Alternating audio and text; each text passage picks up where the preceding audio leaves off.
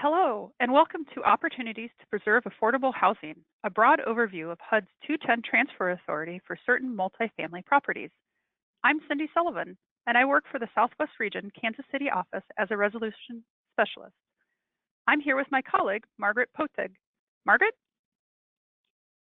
Thanks, Cindy. I work in the headquarters office of multifamily housing as a senior advisor in asset management. We're excited to talk with you about 210.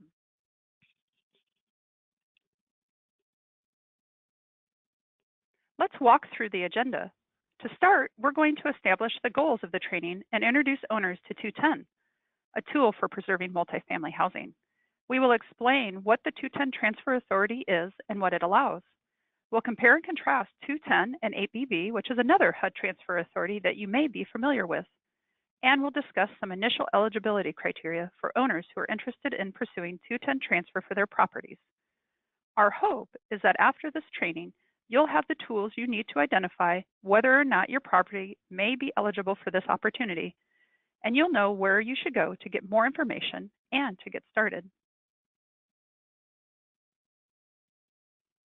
When the market or a property's physical condition change, properties may be negatively impacted. Certain properties may become physically obsolete or economically non-viable. This may impact your ability to fulfill your business agreements with HUD. For example, HUD recently learned of a senior property that was built in a small rural town about 20 miles outside of a larger city. Originally, when the property was built, the little town had lots of services and a vibrant growing community. But over the years, all our local services and the populations moved to a larger town. When the markets change, properties change too. The older the property is, the less desirable and less suitable it may be for some populations. It may be hard to keep the property fully occupied, and the operating reserves may not cover the full maintenance costs. HUD hopes to work collaboratively with owners who are struggling with these and other challenges, and to take innovative steps to preserve affordable rental housing.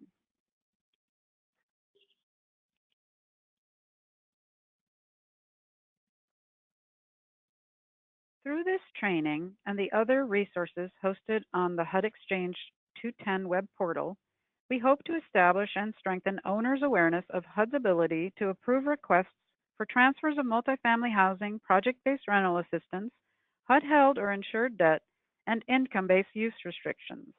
And we hope to provide owners of HUD-affiliated multifamily housing properties with preliminary information and tools to determine if HUD's transfer authority can help address the needs of certain properties.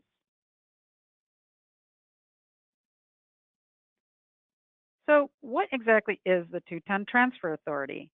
Well, the HUD Appropriations Act of 2006, like all the HUD Appropriations Acts since, provides a framework for HUD to approve certain requests for the transfer of project-based rental assistance, debt, and/or income-based use restrictions from one HUD multifamily property to another.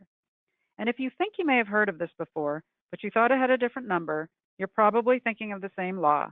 Historically, this authority has been authorized under different sections of the Appropriations Act each year, and it's been referenced by different names over time, including 211, 212, and 214. We're going to refer to it as 210 throughout this training.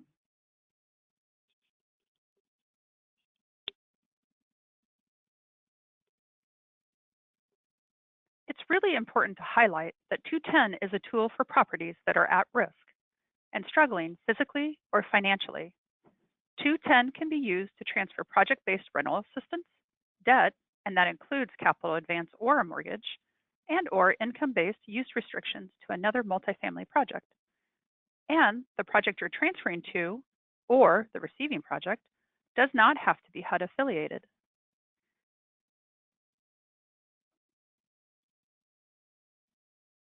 Many multifamily owners may already be familiar with 8BB. Up until today, I would have referred to 210 as the other transfer authority, but today 8BB is the other transfer authority. What is the difference? 8BB is limited to project-based rental assistance, PBRA, under Section 8, but 210 can be used for PBRA and for project rental assistance contracts called PRACs. 8BB is used to transfer budget authority. With 210, you are transferring a contract and units at the current rents. If a property has debt or a use agreement on it, you can't use 8BB. You need to use 210. But if a property has only a contract, you can use 8BB or 210.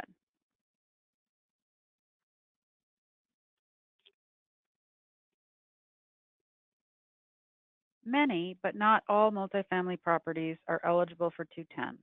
Properties with PRAC or HAP contracts are eligible, including Section 202 elderly projects, Section 811 housing for persons with disabilities, 202 direct loan projects, and flexible subsidy loan projects.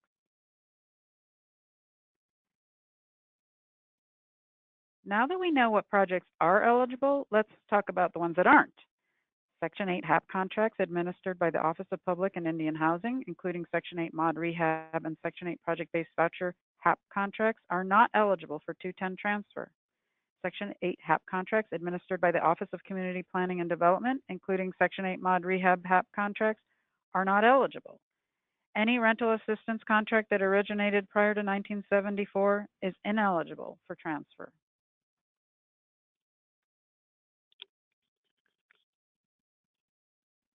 In order to be eligible for a 210 transfer, properties must meet one of two statutory standards: physical obsolescence or economic non-viability.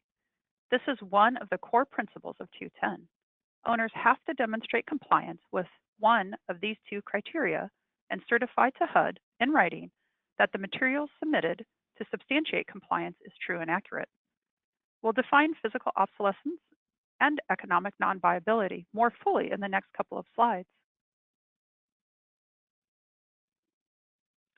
Physical obsolescence can be demonstrated in a number of ways, and HUD will look for documentation of these criteria. Some of the ways to demonstrate physical obsolescence are a REACT score of 30 or lower, 2 or more consecutive REACT scores below 60, confirmation of a taking of a property through eminent domain, or evidence that needed capital repairs cannot be made without the loss of financial viability. Examples of evidence that the property can't make capital repairs without the loss of financial viability might be third-party capital needs assessment, an inspection report in compliance with ASTM, American Society Testing Materials E 2018-08 standards, reports submitted by state licensed technical professionals, including engineers, architects, or surveyors, geologist reports or environmental reports, or a property might be able to document a history of repairs demonstrating long-standing issues that have been draining reserves or putting a lot of pressure on the operating budget. Owner-supplied photos of a property can help facilitate this determination process.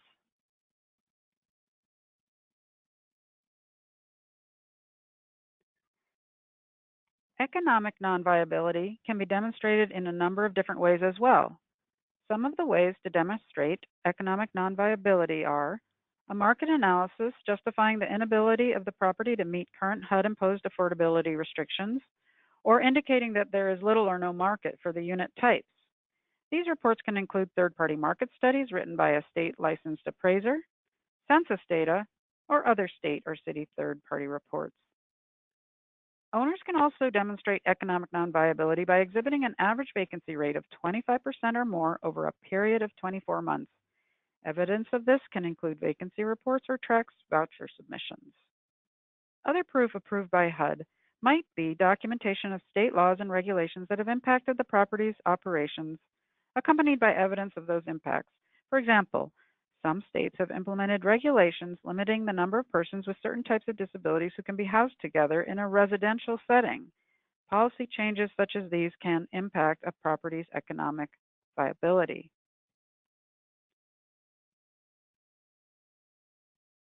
Another important core principle of 210 is that the transfer must be in the best interest of the tenants. This means that owners have to ensure that tenants who are relocated as the result of a 210 transfer move into properties with greater economic stability and in better physical condition than those they were in before. Tenants should not lose access to services as a result of the transfer, and they cannot be relocated to neighborhoods of highly concentrated poverty. Other tenant-related requirements include consulting with tenants about the transfer process and the provision of adequate notice. If the property houses persons with disabilities, owners will need to collaborate with the local service providers to ensure that the move is consistent with a person-centered plan of care. Individual choice is important, and tenants covered under a Section 8 HAP contract who choose not to relocate to the receiving property may be able to obtain a tenant protection voucher and move to a property that better meets their needs.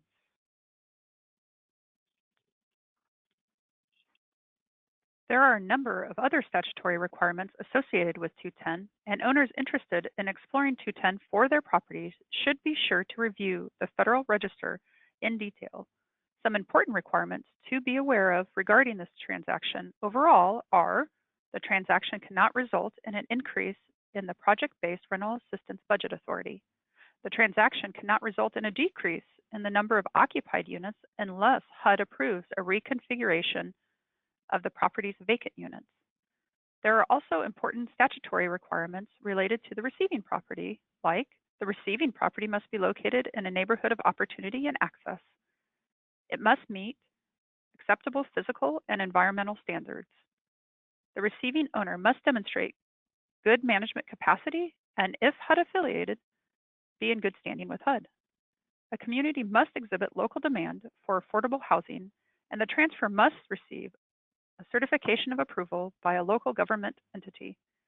And if the property is serving persons with disabilities, a letter from the state health or human service agency will be required to ensure tenants are served in a manner that is consistent with their policies.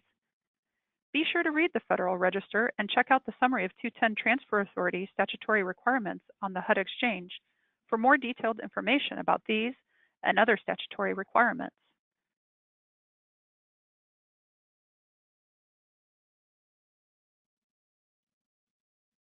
If you believe your property may be a good fit for a 210 transfer, there are a few first steps you could pursue. First, fill out the optional 210 owner checklist available on the HUD Exchange to learn more about whether or not your specific property may be eligible. Second, contact your local HUD field office to discuss your property and its challenges, review the results of the checklist, and determine whether 210 could be the right path for your property.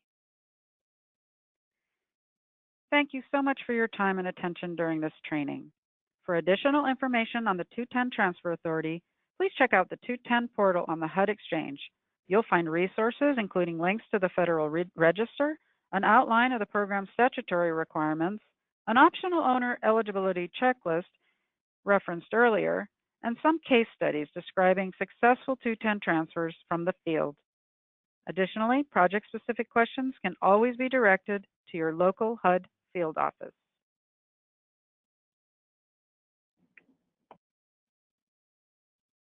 When the market or a property's physical condition change, properties may be negatively impacted.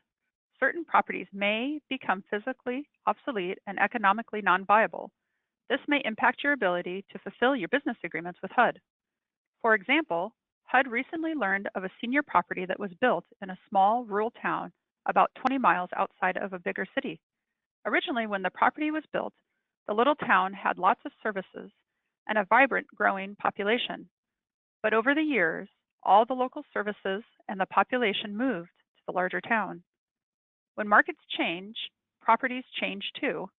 The older the property is, the less desirable and less suitable it may be for some populations.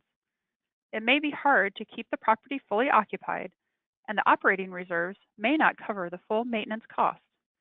HUD hopes to work collaboratively with owners who are struggling with these and other challenges, and to take innovative steps to preserve affordable rental housing.